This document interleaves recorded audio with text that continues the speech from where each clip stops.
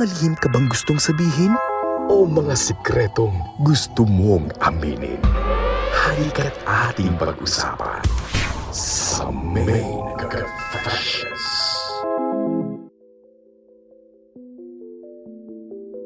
Dear Teacher Main, magandang gabi po sa inyo at sa lahat ng nakikinig at bumubuo ng programang Main Event. Sana po mapili ninyo ang sulat ko. Dahil sa totoo lang, pagod na po ako sa buhay na meron ako ngayon. Tawagin nyo na lamang po ako nga Andrea, 30 years old at nagtatrabaho bilang sales clerk sa isang mall dito sa Maynila. Mayroon na rin po pala akong anak na isa, DJ Main. At kasalukuyan namin itong itinataguyod ng aking boyfriend na si Glenn. Isang online seller ang kanyang trabaho. Matagal na kaming magkarelasyon. Masasabi kong sobrang sipag niya at doon ako proud sa kanya. Dahil alam kong may mararating kaming dalawa. Pero iyon ay ang akala ko lang pala, DJ Main. Dahil dito, nagsimula ang malaki naming problema. Nagsimulang gumulo ang lahat ng dahil sa pera. Pero bago ko ilahad ang lahat, dito ko na isimulan ang aking confession.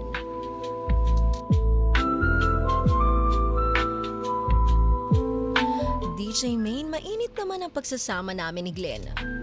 Gabi-gabi ay masagana naming ginagawa ang lahat. Mapanatili lang ang mainit naming pagsasama. Pero nagbago kasi ang lahat. Nung nagkaroon kami ng anak, naramdaman ko na sobrang madalas na siyang stress sa lahat ng bagay, na pinagmumulan naman namin palagi ng away. Madalas kasi kaming kapusin pagdating sa pera, kaya madalas kaming mag-away ni Glenn. Nung una, simpleng pagtatalo lang tungkol sa budget, sa mga bayarin sa bahay, sa gatas at diaper ng anak namin.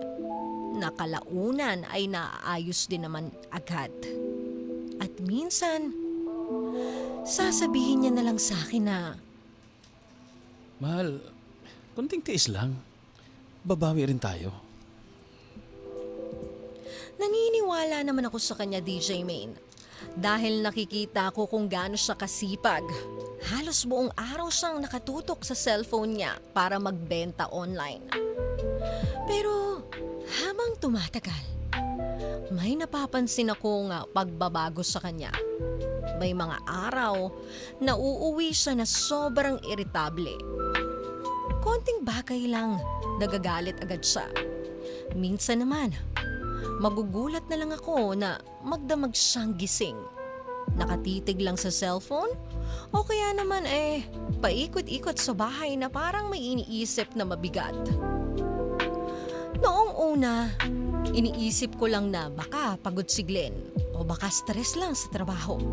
Pero DJ Main, dumating ang pagkakataon na ilang araw siyang hindi halos umuuwi sa bahay. Kapag tinatanong ko kung nasaan siya, sasabihin lang niya, May inaasikaso lang ako. Mahal, para sa atin din naman to. gusto ko siyang paniwalaan, pero sa loob-loob ko, parang may mali na talaga. Hanggang sa napansin ko na may mga bagong tao siyang kasama. At ang sabi niya sa akin, mga kaibigan daw niya, sa panibagong racket na pinasok niya. At tuwing kasama niya ang mga iyon, parang iba na ang kinikilos niya. Mas lalong nagiging iritable. Mas lalong nagiging malihim. Minsan pa nga, DJ Main, may naaamoy ako sa kanya na kakaiba. Isang amoy na hindi ko maipaliwanag pero alam kong hindi iyon normal. At doon nagsimulang pumasok sa isip ko ang isang bagay na kinakatakutan ko. Hanggang sa dumating ang isang gabi na talagang nagpabago sa aming buhay.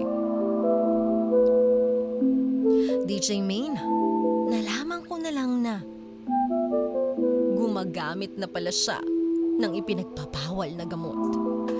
Para akong binuhusan ng malamig na tubig nung araw na iyon, hindi ako makapaniwala.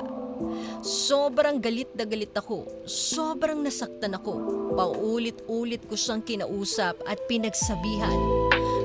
Natigilan na ang ganoong bagay. Mahal, please naman. Itigil mo na. Kahit para sa sarili mo na lang. Huwag na kami ng anak mo. Nang dahil sa sinabi ko, napansin ko na parang nagising siya. At dito nagsimulang pumatak ang kanyang mga luha. Mahal, pasensya ka na, mahal. Hindi ko sinasadya. Nadala lang ako ng pressure na baka hindi ko maganda ang buhay natin. Nang dahil sa sinabi niya, binigyan ko siya ng kasiguraduhang kakayanin namin mabuhay nang hindi ko makapit sa masamang paraan.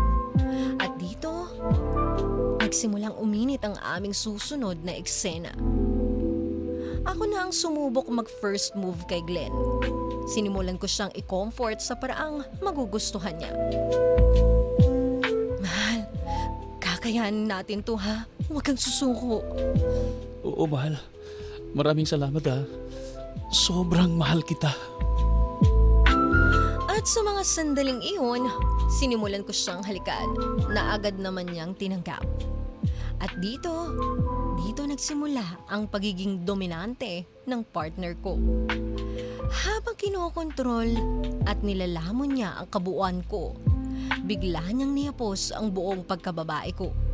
Naramdaman ko na lang na sobrang lagkit at naglalawa na ang pakiramdam ko sa may aking ibaba. Mahal, basang-basa ka na. Gusto mo bang gawin na natin? Oh, mahal. Sige, please.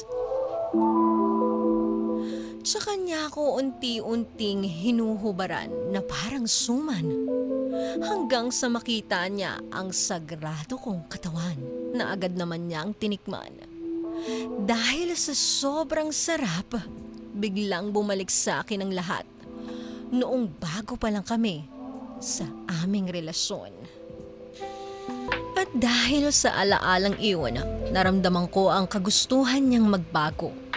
Kaya naman noong nilabas niya ang matabang alaga na hinahanap na ng katawang ko, hindi na ako nagpaka-choosy.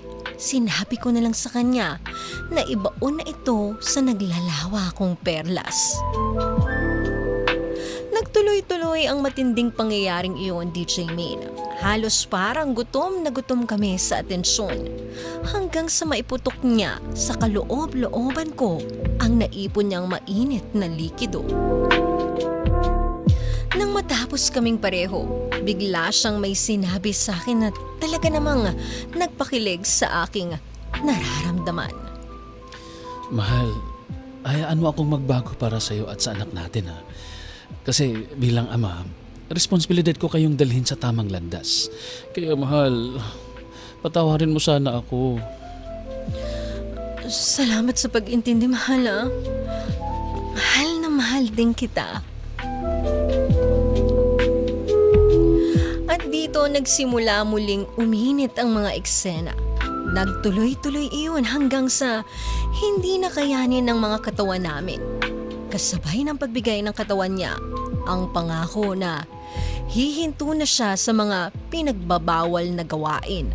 At doon nagsimulang maging maayos ulit ang aming pagsasama.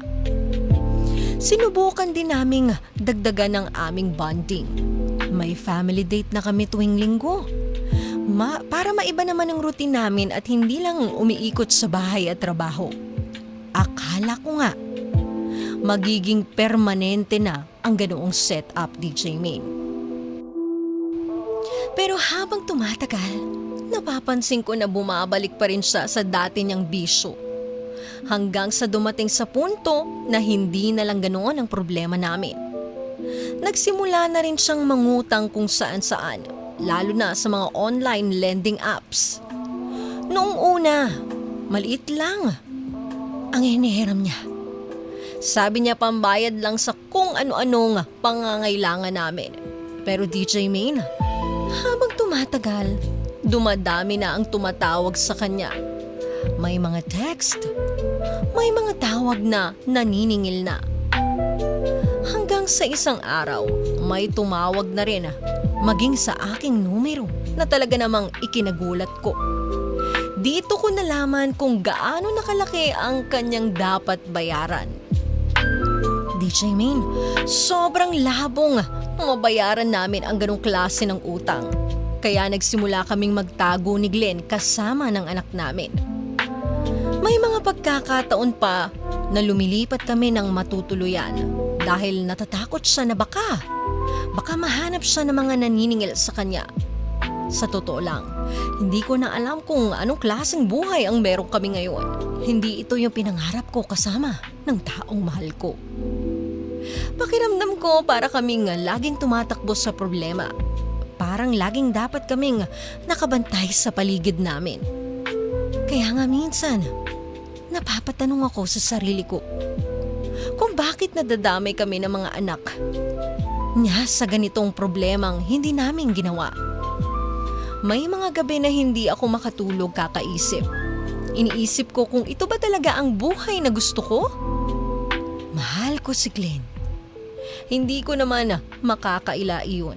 Pero pagod na rin ako sa ganitong sitwasyon namin. Pagod na akong makakita ng boyfriend na palaging wala sa sarili at tinatakbuhan ng problema. Pagod na ako, DJ Main. Minsan naiisip ko na iwan na lang siya. Pero may parte pa rin ng puso ko na nagsasabing baka sakaling magbago pa siya. Hindi ko na talaga alam ang aking gagawin. Dapat ko na ba siyang iwan para mailigtas ko naman ang aking sarili? O dapat ko pa rin siyang tulungan kahit paulit-ulit na ang nangyayari? Sana po ay mabigyan niyo ako ng payo. Maraming salamat po sa pakikinig sa aking kwento. Hanggang dito na lamang po ang aking confession. From Andrea ng Maynila. Minsan sa buhay, may mga taong naliligaw ng landas. Dahil sa problema, pressure, o takot na hindi maging sapat. Pero sa bawat maling hakbang, may mga pusong nasasaktan. Lalo na ang mga taong nagmamahal sa kanila. Sana, bago tuluyang masira ang lahat, may magasing pa rin sa katotohanan na hindi solusyon ang pagtakas sa bisyo. Dahil sa huli, pamilya at pagmamahal pa rin ang tunay na dahilan para lumaban at magbago.